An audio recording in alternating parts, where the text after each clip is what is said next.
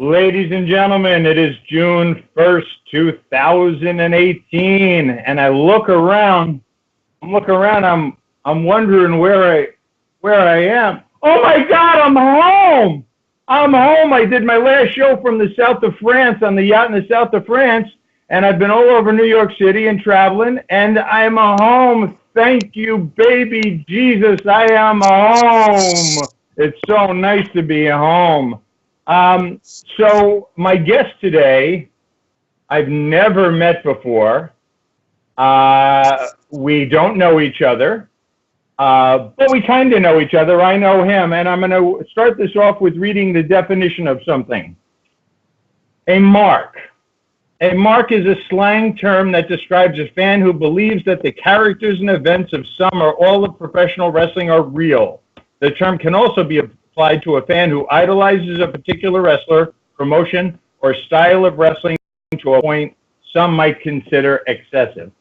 And I say that because I was having a conversation with Dawn Marie. I think we were in Toronto one day, and we got to the ring early, and she was out there, and I was ringside. And we were talking about the concept of marks. And Dawn looked at me, and she goes, Jimmy, we're all marks. And I thought about that, and I was like, you know, in a way, we kind of all are. Even though we're definitely not, in some way we are. And I start the show this way is because I got to tell people that I am a mark for my guest today. And I'm going to tell you why. I'm going to do my usual Noonan opening where I speak a little too much, and then we're going to get to the meat and potatoes, which is our guest today. So in the 1980s, in the middle 1980s, on Saturday morning, I used to open a bar, and we'd open at 12, but I needed a drink so bad from the night before, from being hungover, that I'd get to the bar at 10, I'd open it up, I'd set up the bar, and I'd watch wrestling at 10 o'clock in the morning, and 11 o'clock in the morning, and then 12 noon, and then people would come in, and I'd start serving drinks, and by already I got 4 or 5 drinks on me, and I'm feeling good. But all morning I watched wrestling, and I saw the magnificent Don Morocco, and I saw Valentine, and I watched this guy Andre the Giant and King Kong Bundy, and one of my favorite badass monster heel tag teams, which was Demolition. And then these guys would come on, the Killer Bees. B. Brian Blair and Jumpin' Jim Brunzell, and I just couldn't believe how over they were. I couldn't believe how happy they were. I couldn't believe their talk about baby faces, man. And you guys were electric. You really were. So that's my way of introducing my guest today. He is B. Brian Blair. Thank you so much for taking your valuable time and doing a startup podcast that right now is out of Bergen County, New Jersey. Jersey in the house. So welcome to the show, my friend. Hey, it's great to be on Noonan Speaks with you, Jimmy. And I love New Jersey. I had a lot of fun in New Jersey. I'll never forget when we used to have to go into the city. We'd stay outside of the city at the Franklin Inn right by the airport there. What's that town in New Jersey? Newark. Newark. We'd stay at the Franklin Inn. And Orndorff used to get lost all the time, and I'd ride with Orndorff, and he'd almost break his steering wheel off. He'd be so frustrated. I mean, he'd run over curbs. He was just, I couldn't believe that car still ran after those Jersey, New York trips because it's so easy for Southern boys to get lost. Now, what do you say when somebody 35 years later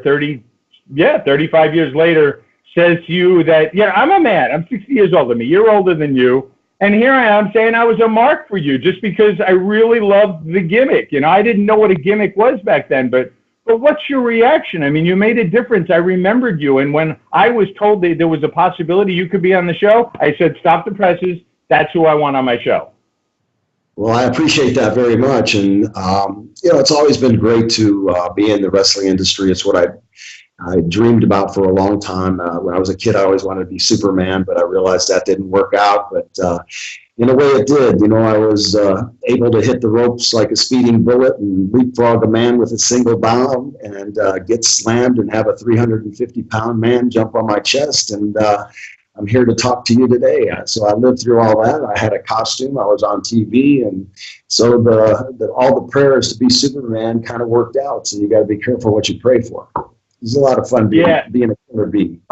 And it still is. I got comic books going. I've got all kinds of stuff going. The Comic Cons are keeping me so busy. And our second edition, actually Jimmy's edition, comes out next month. And then the first of three combined Killer Bee issues come out together. And the largest comic company in the United States of America just picked us up.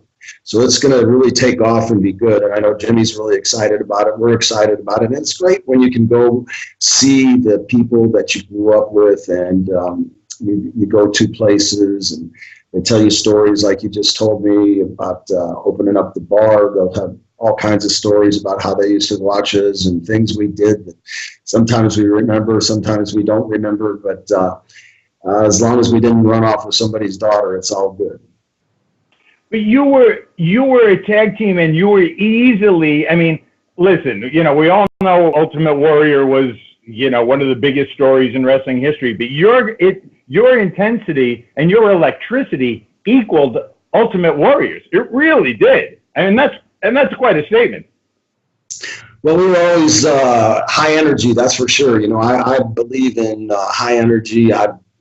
It's almost impossible for me to blow up in the ring, even at this age. I'll wrestle in Iowa next month, and I look forward to that. And still getting in the ring and still enjoying it, and still staying in shape and working out hard and working hard. So I didn't learn about gimmicks until '99 when I went over to WWE and I started working as their security guy. And, I didn't know what his gimmick was. So looking back, obviously, you guys, your gimmick was, and listen, you gotta, when you're new to the business, watching it on TV, especially in the 1980s, you kind of, oh, get it. This guy's the bad guy. This guy's the good guy. These guys, blah, blah, blah, blah, blah. You learn, you don't use the vernacular, but you're using bad guy versus good guy rather than heel versus babyface. And then, right. You guys come out and, like the bee thing, like the gold and black, and you go, oh, okay, I guess these are the bee stinger guys. And then you come out and bang, you know what I mean? You overcome your gimmick. You're believable. You are so over. Why was it like that? Why were you guys so believable? What happened one day between you and Jumpin' Jim Brunzell that you just looked at each other, or somebody put you together and you knew this was going to work and it was going to be so perfect? Well, at the time when Jimmy and I got together, Vince was raiding the territories. I was the Florida heavyweight champion in Florida, and we were doing great business and working with the world champion a lot, which was at that time Flair. And then the first time I was a world champion, it was Dory Funk Jr. So Jimmy worked in the AWA territory where Vern Gagne had tremendous talent come through there. We all know the talent that's come through the AWA, and Jimmy grew up in probably the toughest camp there. It was Kaz Robaseri, Ken Patera, just lots and lots of great stars, Kaz Robaseri, the Sheik. And when I was stretched for 3 summers and put through hell until I became the enforcer because Hiro Matsuda would teach us hooking or jiu-jitsu, which was not popular then, but is very popular now, obviously, with UFC. So I learned a real high energy, high type wrestling style, and you wrestle first and then you put the flair into it. They used to always tell me it says wrestling on the marquee, so you got to wrestle. So I still to this day go out and chain wrestle or do some wrestling before I get into any kind of high spots, and I always try to tell a story. You know, you got to tell a story. You're telling a story, and Jim was good at that from being with Greg Gagne. You know, the High Flyers. They were a tremendous tag team together. So when Jimmy and I got together, I was more of a singles wrestler, but I had also been, you know, tag team champions with Al Madrill in Texas. We had the Texas belts with Bob Brown in Kansas City, with Lynn Denton, the grappler, in Mid-South. He was my first tag team champion. Tag team partner. But I excelled probably the most in my single career. However, both Jimmy and I are most well known for the Killer Bees. Now, did you say Florida Championship Wrestling? That's when you were the champ? Okay, how old are you then? You got to be a kid. Well, I was a champ in 82 and 85 and 83. A Florida heavyweight champ in 82. Then Southern heavyweight champ, I believe, in 84. Second time I won that from Ravishing Rick Rude. Then I beat Jimmy Garvin right at the beginning of 85, prior to me leaving Championship Wrestling to go hook up with Jimmy at WWE. I had so many good workers in Florida, but when I started, again, going back to the days when you learn, the people you learn from, and it's an evolution. You're constantly learning. If you ever think you know it all, and this goes for everything, you're lost. So I was always watching other people. Jimmy was good at that. He'd take some advice. Billy Red Lyons we were doing an interview with Billy Red Lyons one time up in Canada, and he said, have you guys ever thought about putting masks on because you're about the same size? And I said, well, that's kind of heelish, isn't it? He said, yeah, it is, but you guys are good enough at what you do that you can turn that into a babyface item. And he said, you always got to wait till the heel gets enough heat on you, and they're cheating on you until you fight fire with fire. And so it made a lot of sense. We did it. We went with the mass confusion thing, and it got over big time. We were promised the belts 3 different times by both Vince McMahon and George Scott. And they would always say, the money's in the chase, the money's in the chase, the money's in the chase. And every time we'd have title matches, we'd go over with a DQ or something, and they just weren't giving us the belt. No. So I finally got tired of it, and WrestleMania 5, I gave my notice right before WrestleMania 5 in Salisbury, Maryland, in, was that 88, 89? And never looked back. I mean, I went to more countries. It's amazing how many places that I've been to. You know, I always say, like, if I'm doing an interview, I'll say, oh yeah, I've been from Maine to Spain and deep down in the Ukraine. I've spread pollen from New York to Holland, and that's how we created the hive.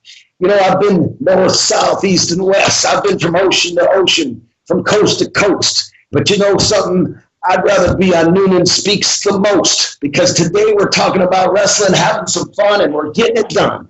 So, when we get into the rhyming thing and talking promos, talking smack, that's all a lot of fun. And that's part of the business, too. You got to be able to talk, communicate, have charisma along, and put that with your moves. And that's what creates you. That's what creates your character. And so the Killer Bees got over really big time, especially in Canada when Mr. T was our manager. Oh my gosh. I mean, every place were more people outside than were inside. And it got to a wonderful time that I never thought I'd see. I was flying in Learjets with Vince McMahon all over the place, Hulkster and I, and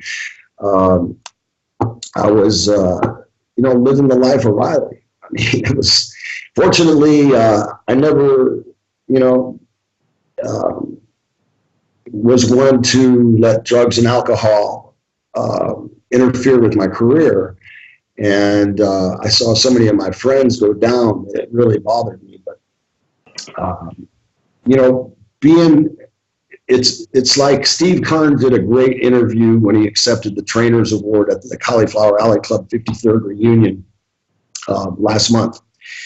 And one of the things that he says now is that Vince looks for good character. He wants good people. He said, if you find good people, we'll find talent, but I want good character because I don't want to have to deal with problems and people that cause problems or people that are used to being around problems. I just want good character people. If they're not good character people, do not hire them. We don't want them at NXT. We don't want them in developmental. We don't want them anywhere. And I really listened to that, and it made a lot of sense. And Vince always was the kind of person that he looked for deeper from the character, although he got a few, that gave him a hard time. Dr. D a couple times, David Schultz, who I get along good with everybody, but, Billy Jack Haynes, there was a few that gave him a kind of a difficult time. But overall, Vince had a lot of people with a lot of good character. My guest is B. Brian Blair, Killer Bees. It is the first day of June 2018. We are in Noonan's kitchen. Beautiful, beautiful, Bergen County, New Jersey. B. Brian, if you don't mind, could we back up just a hair? Sure. When you're in Florida, you're the Florida Championship Wrestling. You're the champion.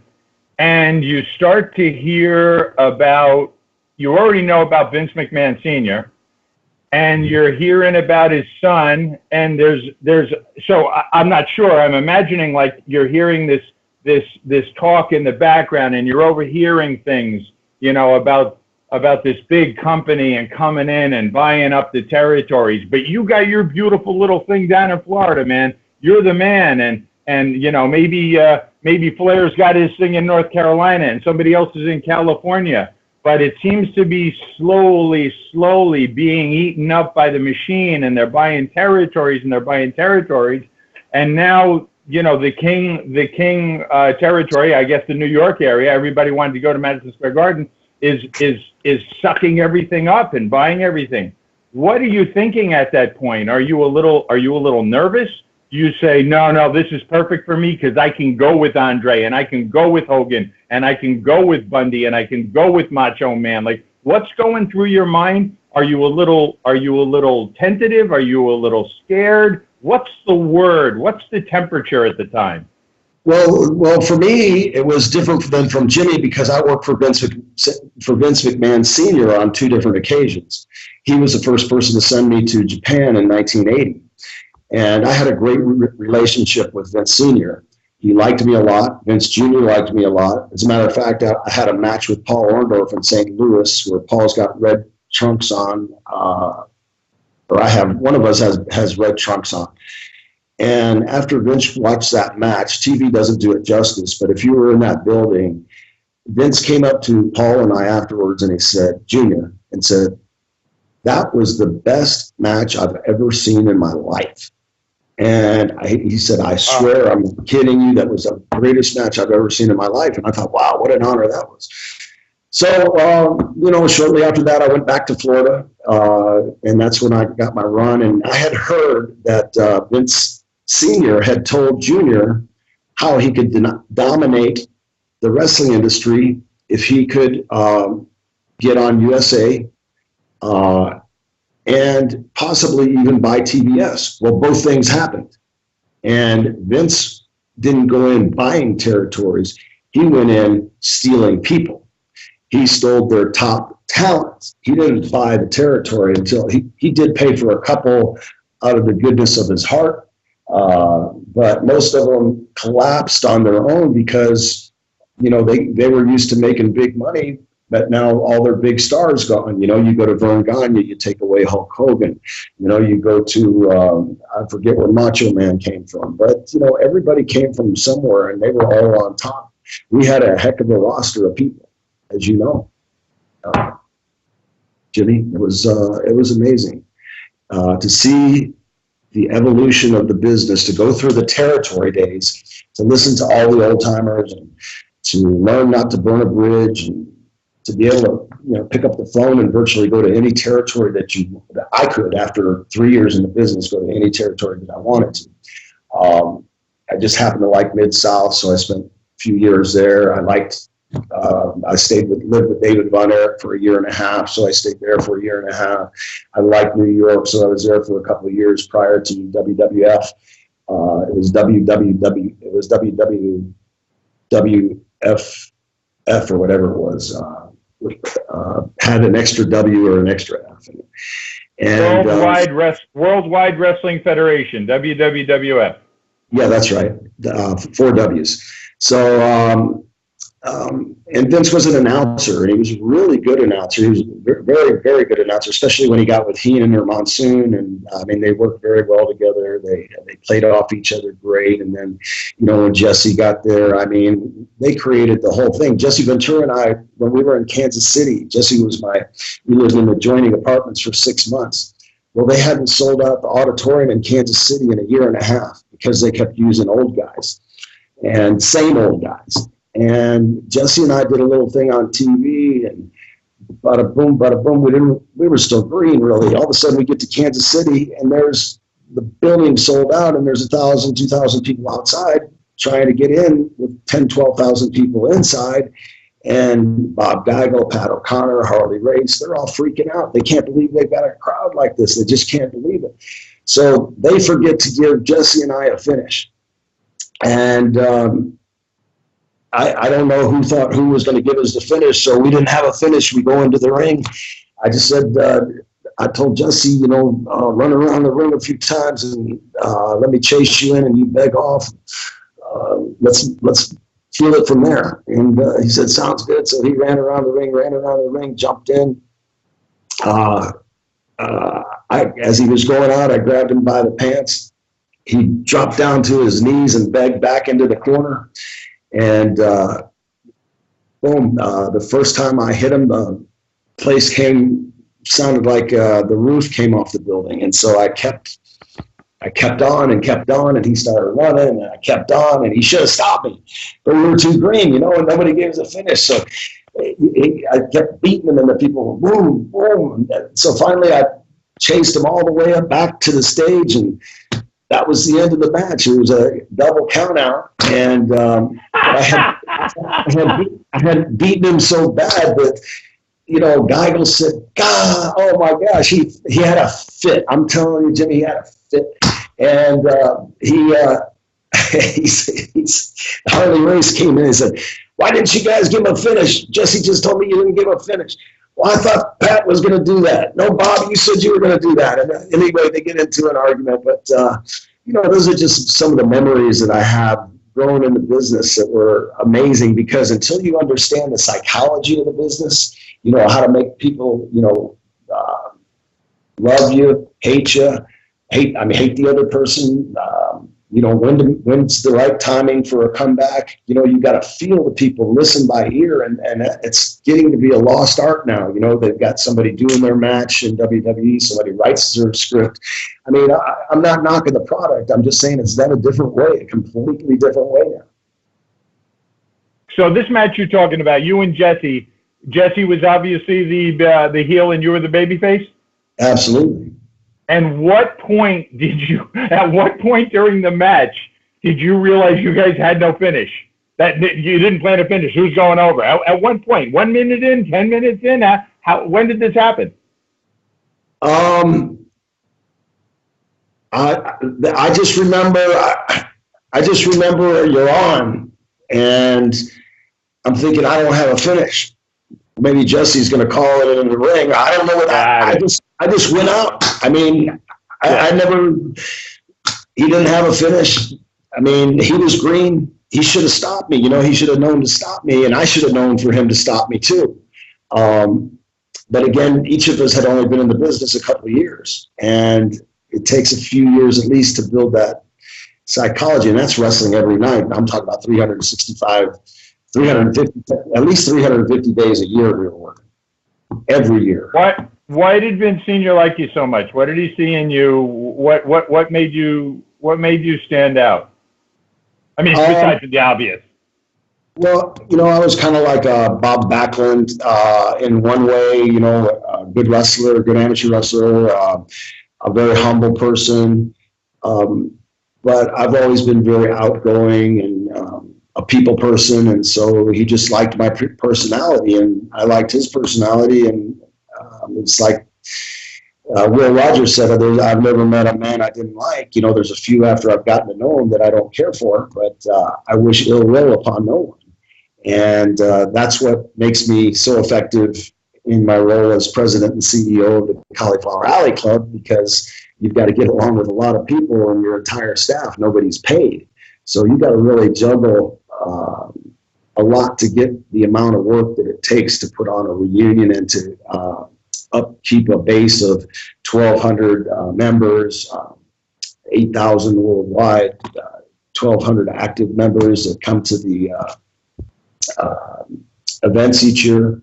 The next one, by the way, will be April 29th through May 1st of 2019 at the Gold Coast Hotel and Casino in Las Vegas. And the Cauliflower Alley Club, to me, all the things that culminated within the wrestling industries, the friendships that I made, the people that I've seen go through such difficult times that were oftentimes brought on themselves.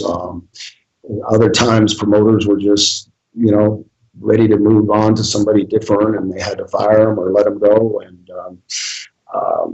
seen guys on really bad times, guys hooked on drugs or alcoholics and I've always had sympathy for them and wanted to help them in some way. And when the Cauliflower Alley Club honored me in 2002, I said, I really like this place. And when I found out what the mission statement is that they help anybody that had worked in the wrestling industry for at least 3 years, whether you're a referee or whether you're put up the ring. We just since the end of the 53rd reunion, we've helped about 21 people. And if you Google Brickhouse Brown's CAC, Brickhouse Brown Cauliflower Alley Club speech, you'll see exactly why so many people join the Cauliflower Alley Club at caulifloweralleyclub.org, because you can join for $25 and it helps the people that we cheered for. For me, it helps colleagues. For fans, it helps, and it's not limited to wrestlers, although we have about 350 actual members that are wrestlers. Most of them still work, many of them don't. But then, we have 800, 900 fans that are great people, and we don't let any asses join our club. I mean, if you're not a nice person, don't come to the reunions, because we won't put up with any BS. If you're not going to be nice to your fellow members, because we all become like brothers and sisters, and it's a great big party every year. So after being at ringside for 8 years at WWE, am I eligible to be a Cauliflower Alley Club member? Sure, everybody's eligible to be a member. If you're a wrestling fan, yes, just go there for $25. You get 4 copies of an award-winning magazine called The Ear. You'll get to see what happened, all the honorees from the 53rd reunion that just took place this past end of April through the 2nd of May. And it's you get a beautiful, if we were in my awards room, I would show you my certificate. It's hung on my wall, very, very humbly proud. And it's great to be a Cauliflower Alley Club member. Really is. So thank you for that. And we were going to, of course, Cauliflower Alley was going to come up. I'm glad you brought it up. I do have one question for you, though, and it'll be the last question of the olden days, and then I want to come up to the Killer Bees. Where do you first hear about this guy? This big tan monster, blonde-haired crazy man from California named Hulk Hogan. At what point are you? And then you And then at the same time, this guy, Randy Macho Man, is doing like dark matches. And at the same time, you know, this Ultimate Warrior guy and this Sting guy, and these guys are coming up and they're tan and they're bronze and they're about to change the business, I would imagine, for everybody. Where were you when you started dealing with these guys and hearing about them? And did it in fact change business for everybody, including you? Well, absolutely. But Terry Hulkster, Terry Bollea, we used to go to the matches before we were even in the business at the Armory, at the Tampa Armory. And he started the second summer. He actually had his first match with me. Paul Orndorff started with me as well, Mr. Wonderful, who was key in building the WWF. He was in the first WrestleMania 1. There was no better heel than Paul Orndorff. When Paul was in his prime, he was the hottest heel in the business. Him and Hogan were selling out everywhere. It was amazing. And also having tremendous matches. But I've known both of them. I used to watch Paul Orndorff. I sold sodas in the Tampa Stadium when I was just a kid, 13, 14 years old, and I'd watch number 40, Mr. Wonderful Paul Orndorff, who was the fullback for the University of Tampa, where I signed a letter of intent to go play football, and wound up going to St. Leo for a half a semester because they folded football, which they said was due to the academic standards of the athletic football department, which was not true. It was because the Buccaneers were coming, and so they came in '76, and they couldn't compete because University of Tampa would draw 30,000 people on a Saturday night, and the Bucs were, 0-14 or whatever their first year. Yeah. It was a dynasty there at UT, and we had guys like Freddie Solomon. The only person to beat Freddie Solomon's records in pro football on the San Francisco 49ers is Jerry Rice.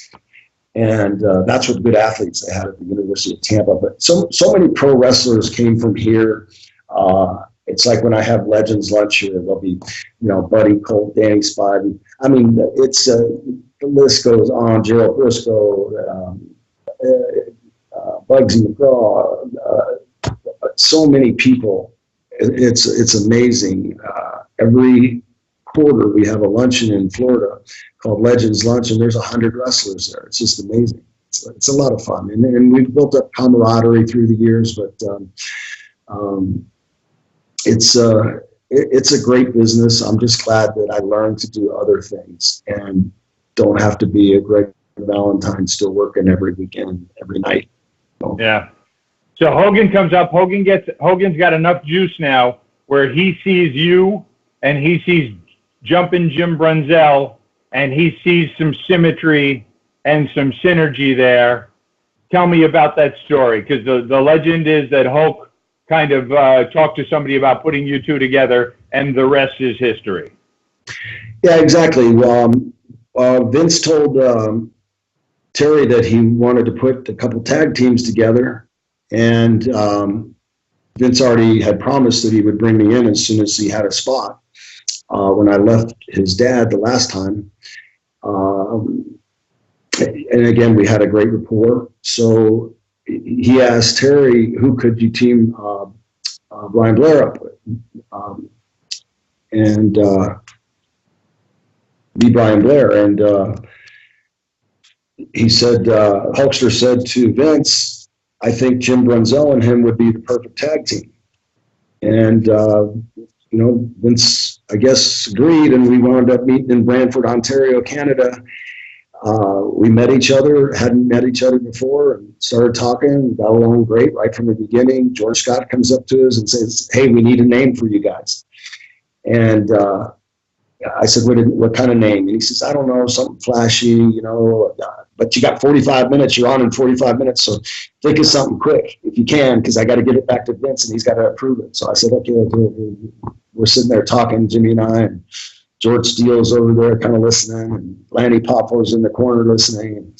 And I said, Jimmy, do you ever remember watching the Miami Dolphins? I know this is I know it's before my time, but I remember Nick Bonacani when I was a kid, and I remember that they called them, their linebackers were the Killer Bees. Yeah.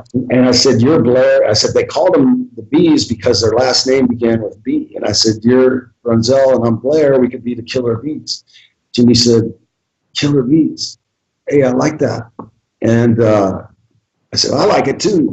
And I said, do you really like it? He says, yeah, I really like it.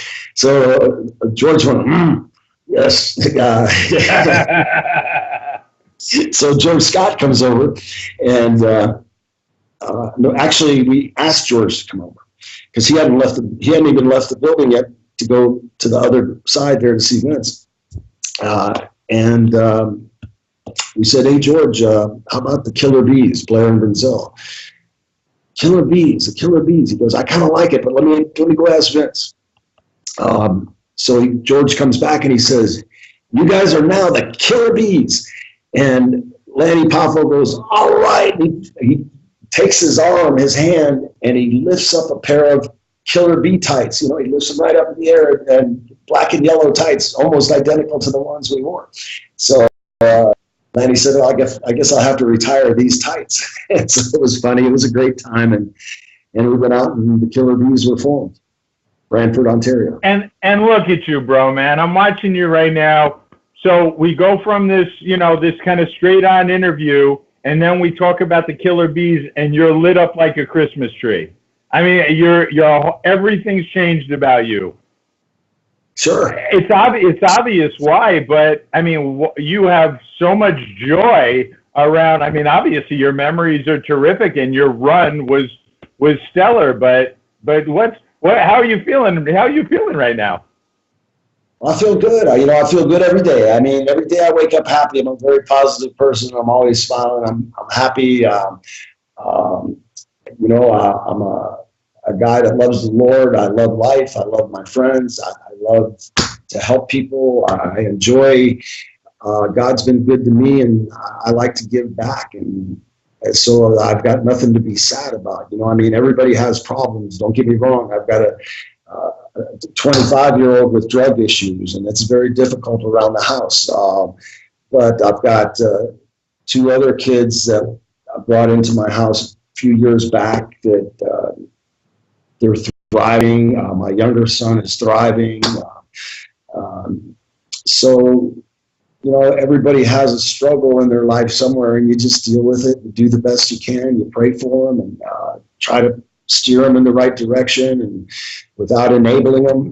Any new parents out there that have young children, whatever you do, teach your kids responsibility and accountability. And if you do that, it'll mean all the difference in the world. As soon as they're old enough to make their bed, they make their bed. As soon as they're old enough to brush their teeth, they brush their teeth. I'll never forget, I came home from the road one day, and my oldest son's 5 years old, and I see my wife brushing his teeth. I went ballistic. I said, I can't believe you're brushing Brett's teeth. He's 5 years old. That's crazy.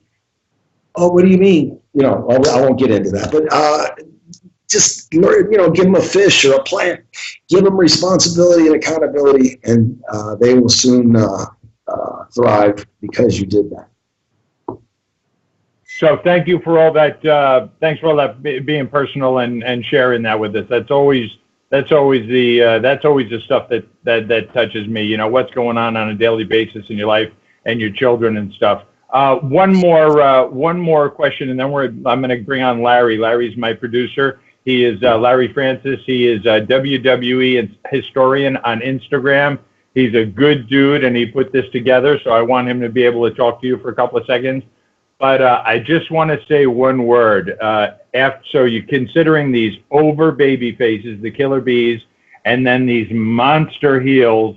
And then after I say the word, I'm going to give it to you. Demolition. Demolition were great.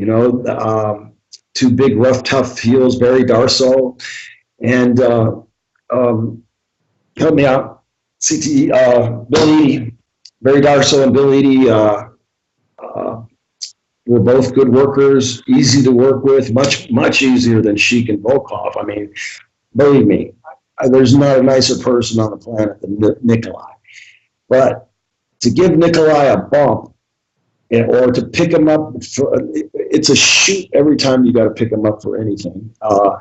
And he takes bumps in 3 stages, just like the Sheik. You know, they fall to their hip, then to their elbow, then they'll roll to their back. You know, rather than going straight to the back, it makes it so much harder to make a comeback. And demolition was sweet. I mean, they knew right when to feed. You know, right when the other one was down, when you were ready, when it was time for the heat, when it was time for the comeback. I mean, they were easy to work with. When you have people that understand psychology and that want to go out there and entertain the crowd, because I don't care if there's 50 people there or 50,000 people, I'm going to work just as hard. Every time I learned that from, you know, my very early stages, and I can honestly say that I've never cheated anybody out of their hard-earned money that they paid for a ticket, because I went out there and busted my fanny. And Jimmy did the same. He worked hard. He worked hard, busted his fanny. Orndorff was another one. There were so many that just busted their fanny. Hogan, the guys that always wanted to have good matches, you know, and that's the whole key. You've got to really have that desire and want to go in,